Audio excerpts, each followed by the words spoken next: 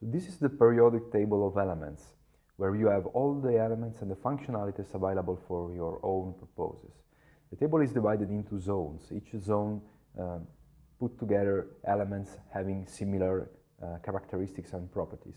The first row on the left, from the left to right, is that of alkaline metals. Those elements are very reactive towards oxygen and the humidity which is contained in air and atmosphere. So for example, lithium should be handled with the particular precautions, and it is likely to explode when in contact with the oxygen, so generating a lot of energy. The alkaline earths, which is the second row going to the right, contains elements which are less reactive, and so they could be used easily for some industrial application. One example is magnesium, which is used for ultra-low density alloys, for example for the cases of the digital cameras or of the smartphones, and it could be used wherever you need to save mass. Even though the magnesium at certain temperatures burns spontaneously. Moving rightwards, we have transition metals. This is the most important group of elements in the periodic table, because we have metals which are used for the most different applications. For example, titanium, we enjoy its huge strength. Vanadium, which is used as additive in steels for enhancing resistance to corrosion and mechanical strength. Chromium, which is a standard component of the stainless steel. Manganese, iron, cobalt, nickel, which are exploiting magnetic properties. So they are used in mixed composition or pure, depending on the needs. For example, for permanent magnets, one of the most standard composition is neodymium iron bore or samarium cobalt. Then there is copper. Of course, all the vertical row after the copper is that of the noble metals, so-called. So they are quite less abundant with respect to the others on the Earth crust, but very important in particular for the electronic applications because they are able to conduct very well, sustain very well an electron current. Silver and gold are the other two. Zinc, cadmium, mercury, and those are materials that are used in the batteries, normally the old-fashioned batteries like zinc, cadmium. Then we have the so-called basic metals, which have a sort of intermediate properties between the metals and the non-metals. They may be used, for example, for fabricating stuff like the aluminum is widely used because of its easy recyclability. Gallium and indium are used in low melting point alloys. Gallium is liquid at above 40 degrees Celsius.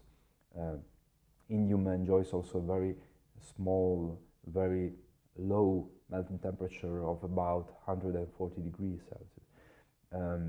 Then we have lead and tin, which are used once again for the soldering alloys for the electronic circuits.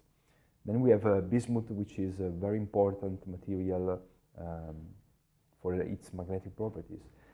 Then we have another zone, which is kind of bent one, that of the semi-metal or half metallic materials. Boron, silicon, germanium, arsenicum, antimony, and tellurium are very, very important for the semiconductor industry. Silicon by itself, which is a semiconductor. Germanium is much more complicated to process, and it's less applicated, but still very important as a co-formulant for ternary binary alloys. Arsenic and antimony are used as doping agents or in mixed compositions. Moving rightward, we have the non-metal group, which involves carbon, nitrogen, oxygen, phosphorus, sulfur, selenium, and back the hydrogen, which is in the first position in the first row on the left. Those materials are fundamental for the organic life. If you think about every cell, every polymeric structure like DNA or like proteins, they are composed by those atoms, so which are fundamental for our life. Moving rightwards, we have halogen materials like fluorine, chlorine, bromine, iodine, and so on, which are very reactive, extremely reactive. All those elements in composition together with the hydrogen generate the most powerful acids that we have, and that are used to prepare salts and as etchants in the MEMS industry fabrication process. The rightmost column is that of the noble gases. Noble gases are very difficult to react, very difficult to oxidize, but nevertheless very important for certain applications, in particular for the MEMS fabrication process, because in certain deposition systems like the spattering technique, you have the need to use noble gas ions to transfer kinetic energy and deposit atoms from a target to a substrate, for example. So argon is used for this kind of application. They are used, for example, in certain more advanced lighting systems. Well, neon is one of the most diffused, but you can also have xenon lamps, for example. Then we have two horizontal rows which contain the so-called lanthanide and actinide materials, which have something in common. Mostly they are radioactive, meaning that they are not stable. This happens when the structure in the nucleus contains so many protons that it is very often that certain protons escape from the nucleus and generate the so-called scission process. This is industrially used to produce energy, but also used to produce weapons. And many of those elements are artificial, so you cannot find them in nature because of their spontaneous decay process. For example, after a certain period of time, you end up with a transmutation, spontaneous transmutation of the material, meaning that after, let's say, 1 billion of years, you will not have anymore the material that you started with, for example, uranium. You will have instead a mixed composition of all the decay process elements that you have. Let's go now to the standard classification of the materials. This is a very old picture showing you the basic subdivision between a solid, liquid, vapor. And then the solid between inorganic and organic. And then the inorganic between metal, glasses and ceramics, polymers, and wood or other natural elements, materials. Well, this is very, very old-fashioned subdivision, classification of the materials. Nevertheless, still we can appreciate the simplicity in this scheme. Nowadays, we prefer to use condensed matter and gaseous matter as most important first subdivision, because condensed matter contains together the solids and the liquids. Anyhow, now we focus only on solid state matter, condensed matter.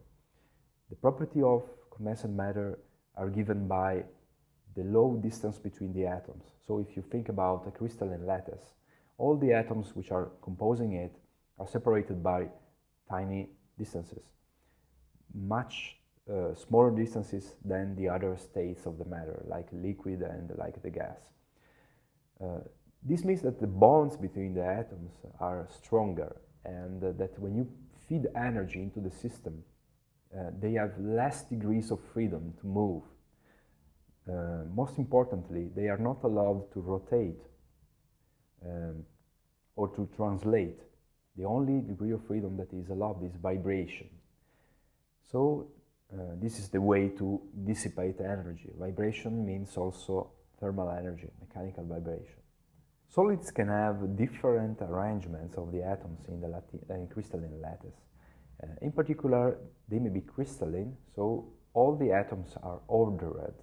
As we already have described, monocrystals and polycrystals, meaning that we may have a perfect arrangement of the atoms and anisotropic properties, in the monocrystals, and multiple grains which are homogeneously coherent in the distribution of the atoms locally, but globally behave as isotropic materials where the arrangement is random. Another possibility for the arrangement of the atoms is that of amorphous materials, also known as glasses. In that orientation, we may see from this proposed structure, there is a certain degree of freedom between the arrangement of the atoms, so the bonds are not really fixed, and they do not have always the same distance between the atoms. The first to hypothesize the distribution of the atoms within the glass were Zacharias and Warren in the early 1930s. Then certain other improvements to theory have been added by other people, but the concept still remains the same. So we have a lattice which is not anymore repeatable. So if you take a small portion of matter and you try to pack a two-dimensional or even three-dimensional surface by just displacing this small portion, you cannot actually match the real position of the atoms, meaning that the lattice is not repeatable. This is the structure of the glasses. Actually, they used to indicate, in this case, A2O3, meaning that A is any metal and O is oxygen. So glasses are mainly metal oxides. There are certain metal oxides that allow a better glassy structure, and certain others that may crystallize and create smaller nanometric domains of crystalline matter within a glassy matrix. So this is another kind of 0-3 coordinated composite, where the 0 is the crystalline ceramic nanoparticle, and the 3 is the fully interconnected glassy matrix, maybe of another metal oxide. And this is a picture just to show you the difference between a monocrystalline and a polycrystalline in a more simple concept, that of the solar cells. You may see easily, looking just at the color differences, what does mean to have a monocrystal or a polycrystal structure. The grains in the polycrystals have different tonalities, shades and tones of blue, meaning that each single domain, each single grain has a different orientation of the atoms and reflects the light in a slightly different way from the neighboring grains. Also, the electronic properties are different. So if you would go down with the small needles and try to characterize the electrical conductivity of the small portions of the grains, you could see very tiny differences between them.